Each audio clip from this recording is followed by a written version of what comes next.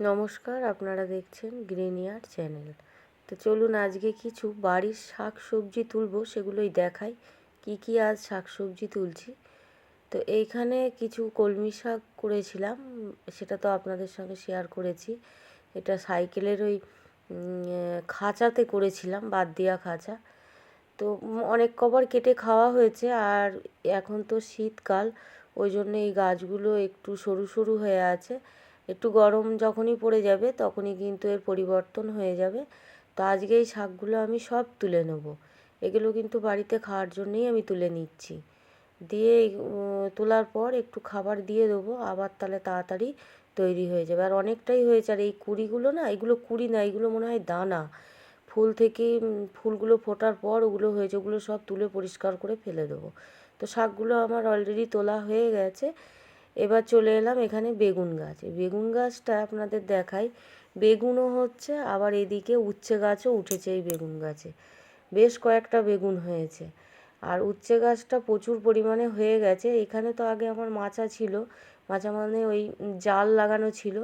তো এবার আমি আর জাল লাগাইনি, ওই গাছেরই দানা পড়ে কিন্তু এই গাছগুলো হয়েছে।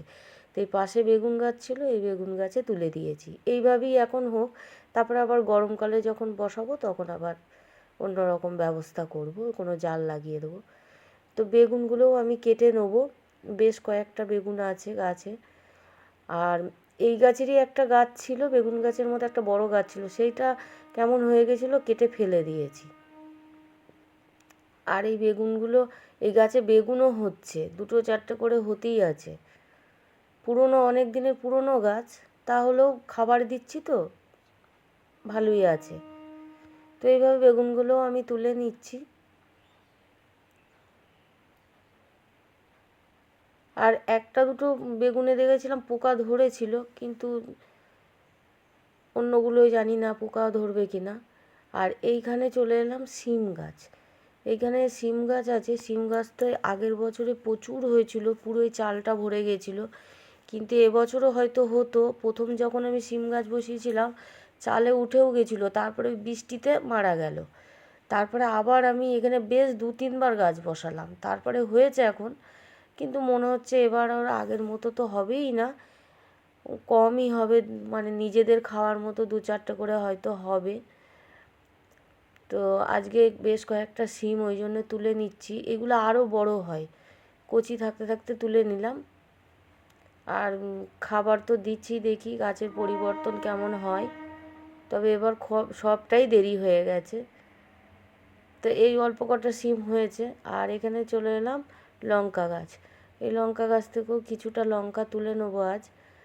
অনেকগুলো পেকেও গেছে, আর এর থেকে কিন্তু আমি দানাও রেখেছি। বেশ কয়েকটা পাকা লঙ্কা রেখে দিয়েছি শুকিয়ে। আর এইখানে পাকা লঙ্কা, কিছু কাঁচাও তুলে নেবো বাড়ির জন্য। আর এখানেও না বেশ মাঝে মাঝে খাবার দিচ্ছি, তো গাছ বেশ সুন্দর হয়ে আছে। আর ফুলও কিন্তু প্রচুর পরিমাণে আছে। আর যে শীতের যে সবজিগুলো করেছি সেগুলো একদিন আপনাদেরকে দেখাবো। সেগুলো খুবই ছোট ছোট এখন।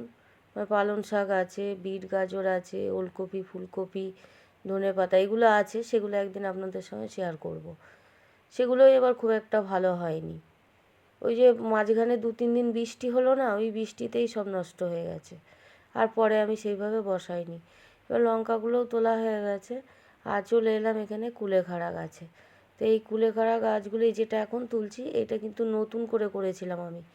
আর এই যেটা এখন তুলছি এটা কিন্তু পুরনো পুরনো টবের এই গাছ। তা দুটো নাদা, এগুলো টব নয়, নাদা। দুটোতেই এখন কিন্তু খুব সুন্দর হয়ে আছে। তো এইভাবে আমি সব তৈরি করেছি বাড়িতে খাওয়ার জন্য।